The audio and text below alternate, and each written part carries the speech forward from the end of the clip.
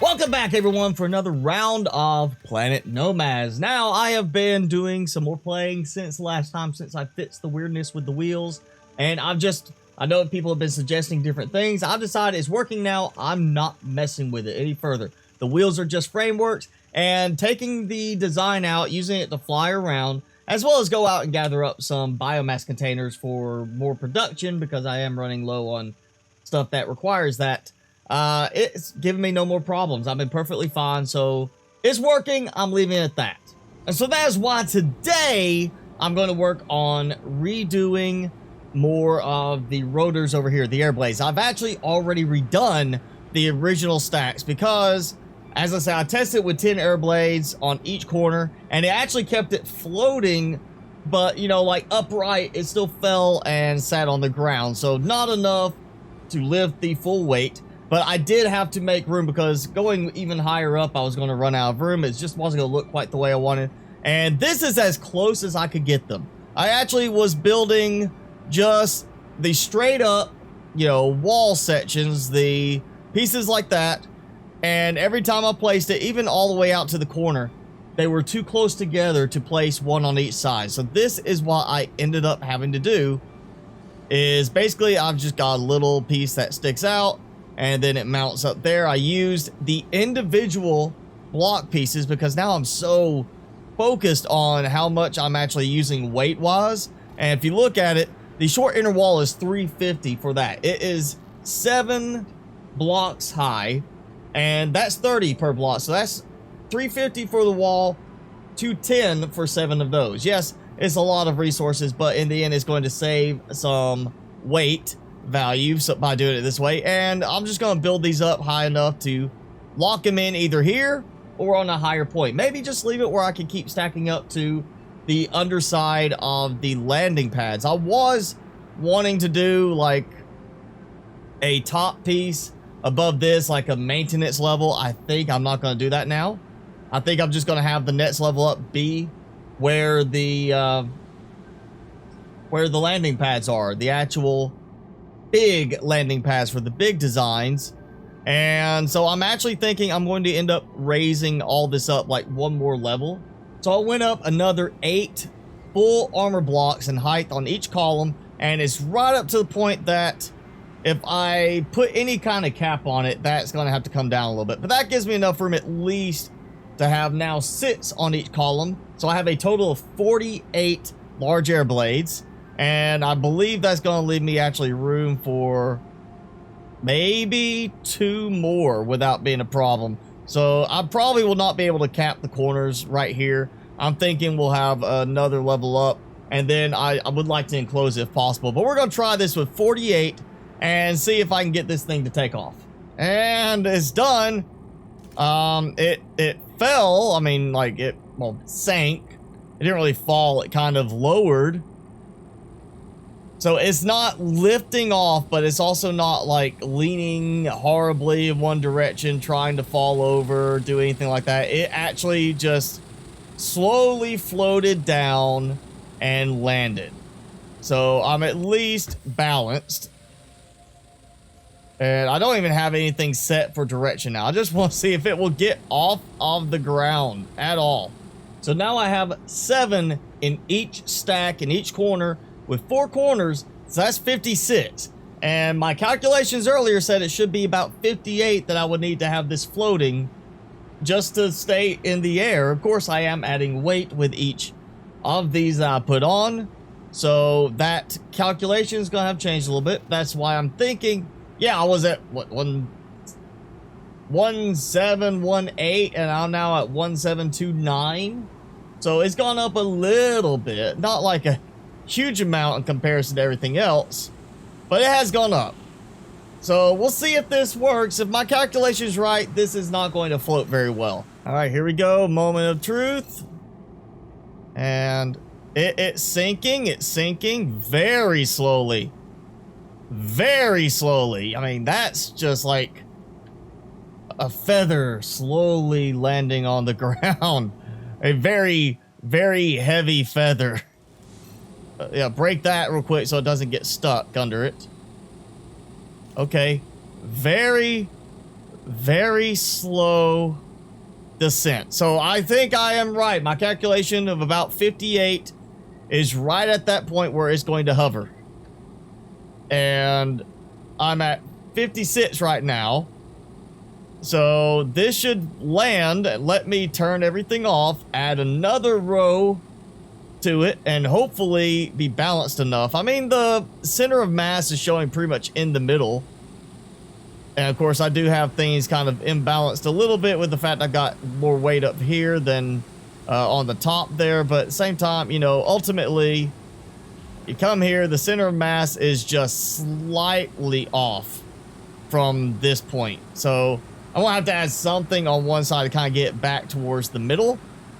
Or change some stuff up on that side with the, I guess, the hotel type thing. But yeah, it's floating enough that it did not crash when it landed. So let's now, actually, I'm gonna have to go and get some more biomass containers because I am too low to make the rest of the Mark II supplies that I need. The rest of, yeah, don't have enough for that. So I'm gonna have to make a little trip anyway. And finally, the moment of truth.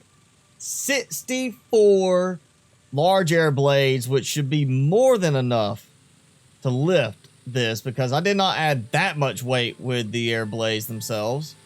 And yeah, it's still leaning towards the back, but I am actually lifting off into the air. Before I go super high with this, or it starts to lag up really bad, which is already kind of getting a lot laggier with this now being in the state it's in. I want to see how much my power draw is. Oh yeah, up to almost 6,000 on the deuterium generators. It's probably gonna be a lot on uranium. Oh yeah, 3,000. So I'm using like 70% of my total power production now, and that's just the air blades and some lights. That's no actual production. So I'm probably gonna redo some of the power structure now, but it works. It lifts, it flies, it leans backwards a bit, but hey, that's gonna be a fix for later. That's gonna be changing some things up now that I've got some new ideas to implement with this. But yes, it is in the air. It is flyable, or at least floatable. It does raise up and lower. I just don't have any directional stuff yet, and I'm not sure how I want to handle that. So I have one air blade on top of each column set for steering right now, and it's turning. It's turning about as fast as a snail. And those are also set for forward movement. Yeah. So whopping high speed of like 1 point something kilometers per hour right now. Yeah, so this is going to take like an entire column to be all set to the same direction. Now, the one problem I'm running into, and I didn't even think about it from this perspective when I was trying to set these up because I wanted these to look nice. The fact is that the way these are positioned is the steering goes in a different direction. So I'm going to have to see if there's a way. I'm sure somebody's going to comment saying, hey, just set it to this and change the key bindings on all of them. And why is that showing a separate... Oh, I know what that is. So what's next for this? Honestly, I think I'm going to start doing some redesign of the interior. Yes, I'm closing in on that final build aspect of the outside up top, but I think based on what I've been rethinking and the fact that I still have some stuff that's completely unfinished, like this, I'm going to redesign some things. I am going to, you know, set this back down. I'll probably take this kind of cover stuff out and basically probably add another, if I can, one more uranium generator. If not, I'm going to double stack them up above each other, so it'll be more like another one of those on the ceiling. I want to redo the conveyor system in order to separate each floor to its own chain. So instead of it being let's see, we don't have it there, but we have one here. Instead of it connecting each floor like this, what I want to do is more of a go into here, use a central column that's coming up from probably this floor starting out. I would probably do something to brace it there, and I'll redo some of the interior of the stairwell to just like the flooring aspect, like how this is sticking out like that. I'll probably be changing up some of that because that was when I was just getting started. I didn't know exactly how I wanted certain things to look. So I'll probably be taking some of that out and just redoing a few things. But generally what I want to do is I want to put conveyors in each level. Basically, so it'll be like something coming off the central trunk going over here like this, probably attaching somewhere to help support it in case I misclick when I'm dismantling something, and using the conveyor connectors to basically pass it through the wall from here to this side at some point going in and let that feed that floor.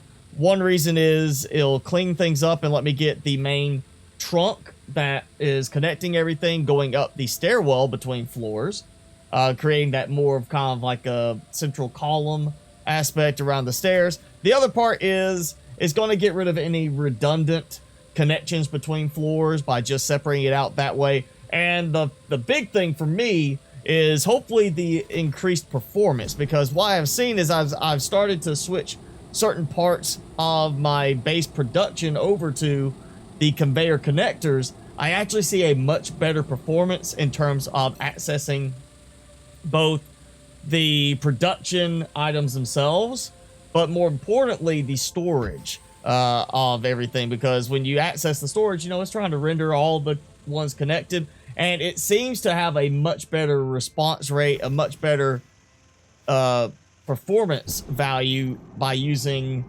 the actual conveyor connectors. For some reason, I'm not sure why it's different, what the code change is that causes it, but using the conveyor connector so far has really helped overall loading performance in terms of accessing storage for something like that kind of involved amount of production and storage space. But we do at least have a flying, although it very lacking of controls, space station now. But that's gonna be it for this episode of Planet Nomads. If you enjoyed it, and if you're glad I finally got the thing up to stay in the air, hit that like button. Leave me a comment below if you have any other suggestions for, especially like the conveyor system and stuff like that.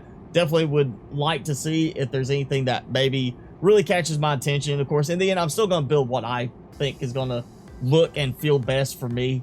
But yeah, I'd love to hear from you. And of course, hit subscribe if you haven't done so already. As always, I'm your host, Mr. Spicy. Thanks so much for watching. Be sure to keep it spicy this week, and I'll see you in the next video.